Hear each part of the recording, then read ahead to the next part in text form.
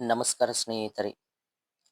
ಕರ್ನಾಟಕ ಸರ್ಕಾರದ ಶಾಲಾ ಶಿಕ್ಷಣ ಇಲಾಖೆಯಿಂದ ಒಂದು ಜ್ಞಾಪನಾ ಪತ್ರ ಬಿಡುಗಡೆಯಾಗಿದ್ದು, ಅದು ಪ್ರಾಥಮಿಕ ಶಾಲೆಗಳಲ್ಲಿ ಖಾಲಿ ಇರತಕ್ಕಂಥ ಬೋಧಕ ಹುದ್ದೆಗಳಿಗೆ ಎದುರಾಗಿ ವಿದ್ಯಾರ್ಥಿಗಳ ಶೈಕ್ಷಣಿಕ ಹಿತದೃಷ್ಟಿಯಿಂದ ಅತಿಥಿ ಶಿಕ್ಷಕರನ್ನ ನೇಮಕಾತಿಯನ್ನ ಮಾಡಿಕೊಳ್ಳುವ ಬಗ್ಗೆ ನೀಡಲಾಗಿದೆ. ಅದರ ಜೊತೆಗೆ ಯಾವ ಜಿಲ್ಲೆಯಲ್ಲಿ ಎಷ್ಟು ಅತಿಥಿ ಶಿಕ್ಷಕರ ಹುದ್ದೆಗಳು ಖಾಲಿ ಇವೆ ಅಂತಕ್ಕಂಥ ಒಂದು ಹುದ್ದೆಗಳ ಸಂಖ್ಯೆಯ ವಿವರವನ್ನು ಕೂಡ ಏನ್ ಮಾಡಲಾಗಿತ್ತು ಅಂದ್ರ ಈ PDF ನಲ್ಲಿ ನೀಡಲಾಗಿದೆ ಅಂತಕ್ಕಂಥದ್ದು. ಯಾರೆಲ್ಲ ಮೊದಲ ಬಾರಿಗೆ ನಮ್ಮ ಚಾನಲ್ ಅನ್ನ ನೋಡ್ತಿದ್ದೀರಲ್ಲ, ಅವರೆಲ್ಲರೂ ಕೂಡ ಸಬ್ಸ್ಕ್ರೈಬ್ ಆಗಿಕೊಳ್ಳಿ. ಪಕ್ಕದಲ್ಲಿರ್ತಕ್ಕಂಥ ಬೆಲ್ ಐಕನ್ ಅನ್ನ ಆನ್ ಮಾಡಿಕೊಳ್ಳಿ. ಈ PDF ಅನ್ನ ಇದೇ ವಿಡಿಯೋದ ಡಿಸ್ಕ್ರಿಪ್ಷನ್ ಬಾಕ್ಸ್ ನಲ್ಲಿ ಇರ್ತಕ್ಕಂಥ TET ಗ್ರೂಪ್ಗೆ ಸೆಂಡ್ ಮಾಡ್ತೀನಿ. ನೀವಲ್ಲಿ ಸಂಪೂರ್ಣವಾಗಿ ನೋಡಿಕೊಳ್ಳಬಹುದು. ಆ ಡಿಸ್ಕ್ರಿಪ್ಷನ್ ಬಾಕ್ಸ್ ನಲ್ಲಿ ಇರ್ತಕ್ಕಂಥ TET ಗ್ರೂಪ್ಗೆ ಜಾಯಿನ್ ಆಗುವುದರ ಮೂಲಕ ಈ PDF ಅನ್ನ ನೀವೇನ್ ಮಾಡಬಹುದು, ಪಡೆದುಕೊಳ್ಳಬಹುದಾಗಿದೆ ಅಂತಕ್ಕಂಥದ್ದು. ಹಾಗಾದ್ರೆ ಏನಿದೆ ನೋಡಿ, 2025-26ನೇ ಶೈಕ್ಷಣಿಕ ಸಾಲಿಗೆ ರಾಜ್ಯದ ಸರ್ಕಾರಿ ಪ್ರಾಥಮಿಕ ಶಾಲೆಗಳಲ್ಲಿ ಖಾಲಿ ಇರುವ ಬೋಧಕ ಹುದ್ದೆಗಳಿಗೆ ಎದುರಾಗಿ ವಿದ್ಯಾರ್ಥಿಗಳ ಶೈಕ್ಷಣಿಕ ಹಿತದೃಷ್ಟಿಯಿಂದ ಕಾಯಂ ಶಿಕ್ಷಕರುಗಳ ನೇಮಕವಾಗುವವರೆಗೆ ಅಥವಾ ಶೈಕ್ಷಣಿಕ ವರ್ಷದ ಅಂತ್ಯದವರೆಗೆ, ಅಂದರೆ ಮಾರ್ಚ್ 2026ರವರೆಗೆ ಯಾವುದು ಮೊದಲು ಅಲ್ಲಿಯವರೆಗೆ ಶಿಕ್ಷಕರ ಕೊರತೆಯನ್ನ ನೀಗಿಸುವ ದೃಷ್ಟಿಯಿಂದ ಒಟ್ಟು 40,000 ಅತಿಥಿ ಶಿಕ್ಷಕರುಗಳನ್ನ ತಾತ್ಕಾಲಿಕವಾಗಿ ನೇಮಕಾತಿ ಮಾಡಿಕೊಳ್ಳಲು ಉಲ್ಲೇಖ 3ರ ಸರ್ಕಾರದ ಪತ್ರದಲ್ಲಿ ಅನುಮತಿಯನ್ನ ನೀಡಲಾಗಿದೆ ಅಂತಕ್ಕಂಥದ್ರ ಬಗ್ಗೆ ಏನ್ ಮಾಡಲಾಗ್ತದ ಹೇಳಲಾಗ್ತದ. ಇಲ್ಲಿ ಕೆಲವೊಂದಿಷ್ಟು ಏನ್ ಮಾಡಲಾಗಿತ್ತು ಅಂದ್ರ ಷರತ್ತುಗಳನ್ನ ನೀಡಿದ್ದಾರೆ. ಯಾವ ರೀತಿಯಾಗಿ ಅತಿಥಿ ಶಿಕ್ಷಕರನ್ನ ನೇಮಕಾತಿ ಮಾಡಿಕೊಳ್ಳಬೇಕು ನೋಡ್ರಿ. ಮಂಜೂರಾದ ಖಾಲಿ ಇರುವ ಹುದ್ದೆಗಳಿಗೆ ಎದುರಾಗಿ ಅತಿಥಿ ಶಿಕ್ಷಕರನ್ನ ನೇಮಕಾತಿ ಮಾಡಿಕೊಳ್ಳುವುದು ಅಂತಕ್ಕಂಥದ್ದು. ಅದರ ಜೊತೆಗೆ ಹಾಗೆ ನೀಡಲಾಗಿದೆ. ಇಲ್ಲಿ ನಿಮ್ಗ 5ನೇ ಅಂಶ ಇದೆ ನೋಡಿ. ಅತಿಥಿ ಶಿಕ್ಷಕರನ್ನ ಆಯಾ ಹುದ್ದೆಗೆ ನಿಗದಿಪಡಿಸಿರುವ ಕನಿಷ್ಠ ವಿದ್ಯಾರ್ಹತೆಯನ್ನ ಪರಿಗಣಿಸಿ ಮೆರಿಟ್ ಆಧಾರದ ಮೇಲೆ ಆಯ್ಕೆ ಮಾಡಿತಕ್ಕದ್ದು ಅಂತಕ್ಕಂಥದ್ದು. ಅಂದ್ರೆ ಕನಿಷ್ಠ ವಿದ್ಯಾರ್ಹತೆ ಏನಿರ್ತದಲ್ಲ ಅದಕ್ಕೆ ಅನುಗುಣವಾಗಿ, ಅದರ ಜೊತೆಗೆ ಒಂದೇ ಒಂದು ಪೋಸ್ಟ್ಗೆ 2 ಅಥವಾ 3 ಅಪ್ಲಿಕೇಶನ್ ಬಂದು ಅಂದ್ರ ಅವಾಗ ಮೆರಿಟ್ ಆಧಾರದ ಮೇಲೆ ಏನ್ ಮಾಡಬೇಕು, ಅವರನ್ನ ಆಯ್ಕೆ ಮಾಡಬೇಕಂತೇಳಿ ಏನ್ ಮಾಡಲಾಗಿದೆ ಅಂತ ತಿಳಿಸಲಾಗಿದೆ. ಅದರ ಜೊತೆಗೆ ಅತಿಥಿ ಶಿಕ್ಷಕರ ಹಾಜರಾತಿ ವಹಿಯನ್ನ ಪ್ರತ್ಯೇಕವಾಗಿ ನಿರ್ವಹಣೆ ಮಾಡುವುದು. ಅದರ ಜೊತೆಗೆ ಇವರು ಅಟೆಂಡೆನ್ಸ್ ಏನ್ ನಾವು ಮಾಸ್ಟರ್ ರೋಲ್ ಅಂತ ಹೇಳಿ ಕರಿತೀವಲ್ಲ, ಅವ್ರದ್ದು ಪ್ರತ್ಯೇಕವಾದಂತ ಅತಿಥಿ ಶಿಕ್ಷಕರ ಹಾಜರಾತಿ ವಹಿಯನ್ನ ಏನ್ ಮಾಡ್ಬೇಕು, ನಿರ್ವಹಣೆ ಮಾಡ್ಬೇಕಾಗ್ತದ. 7ನೇ ಅಂಶ ಇದೆ ನೋಡಿ, ವೇತನದ ಬಗ್ಗೆ.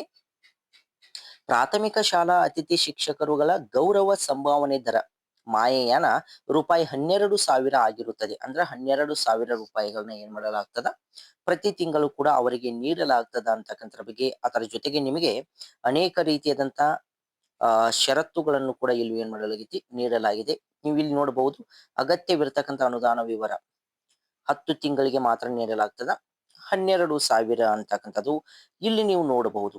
ಇಲ್ಲಿ ನಿಮಗೆ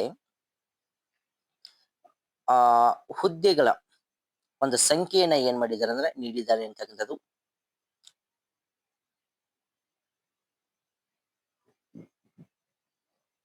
ಬಾಗಲಕೋಟೆಗೆ ಸಂಬಂಧಪಟ್ಟಂತೆ ಬಾಗಲಕೋಟೆಗೆ ಸಂಬಂಧಪಟ್ಟಂತೆ ಬಾದಾಮಿ ಎಷ್ಟಂದ್ರೆ PST ವೃಂದಕ್ಕೆ 117, GPT ವೃಂದಕ್ಕೆ 121, ಒಟ್ಟಾರೆ ಖಾಲಿ ಹುದ್ದೆಗಳು 238, ಹಂಚಿಕೆ ಮಾಡಲಾದ ಅತಿಥಿ ಶಿಕ್ಷಕರುಗಳ ಹುದ್ದೆ 209 ಅಂತಕ್ಕಂಥದ್ದು. ಬಾಗಲಕೋಟೆಯ ಬಾದಾಮಿಯಲ್ಲಿ 209 ಹುದ್ದೆಗಳನ್ನ ಏನ್ ಮಾಡಲಾಗ್ತದ, ತುಂಬಲಾಗ್ತದ ಅತಿಥಿ ಒಂದು ಶಿಕ್ಷಕರುಗಳನ್ನ ಅಂತಕ್ಕಂಥದ್ದು.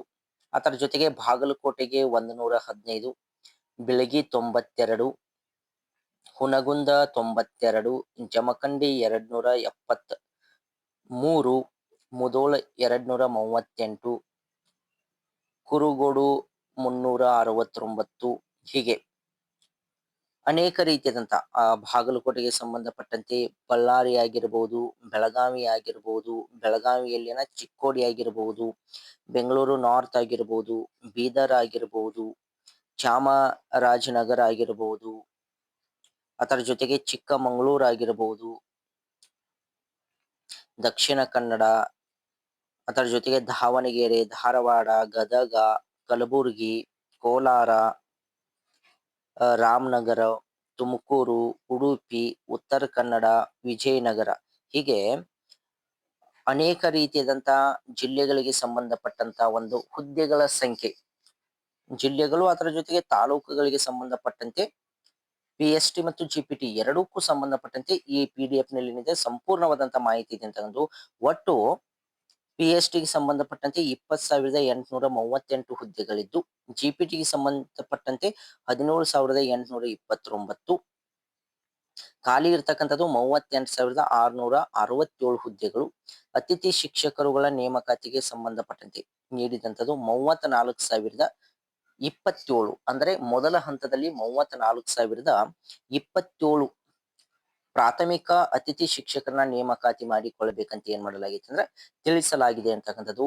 ನೀವು ಈ PDF ನಲ್ಲಿ ಸಂಪೂರ್ಣವಾಗಿ ನೋಡಿಕೊಳ್ಳಬಹುದು. ಈ PDF ಅನ್ನ ನಾ ಇದೆ ಒಂದು ಡಿಸ್ಕ್ರಿಪ್ಷನ್ ಬಾಕ್ಸ್ ನಲ್ಲಿ ಇರ್ತಕ್ಕಂಥ ಒಂದು ಗ್ರೂಪ್ಗೆ ನಾ ಇದನ್ನ ಸೆಂಡ್ ಮಾಡ್ತೀನಿ. ನೀವೆಲ್ಲರೂ ಕೂಡ ನಿಮ್ಮ ಜಿಲ್ಲೆಗೆ ಸಂಬಂಧಪಟ್ಟಂತ ಮತ್ತು ತಾಲೂಕಿಗೆ ಸಂಬಂಧಪಟ್ಟಂತೆ ಏನ್ ಮಾಡಬಹುದು, ಹುದ್ದೆಗಳನ್ನ ನೀವು ನೋಡಿಕೊಳ್ಳಬಹುದಾಗಿದೆ ಅಂತಕ್ಕಂಥದ್ದು. ಮಾಹಿತಿ ಇಷ್ಟವಾಗಿದ್ದರೆ ಲೈಕ್ ಮಾಡಿ, ಶೇರ್ ಮಾಡಿ, ಸಬ್ಸ್ಕ್ರೈಬ್ ಮಾಡಿಕೊಳ್ಳಿ ಅಂತ ಹೇಳ್ತೀನಿ.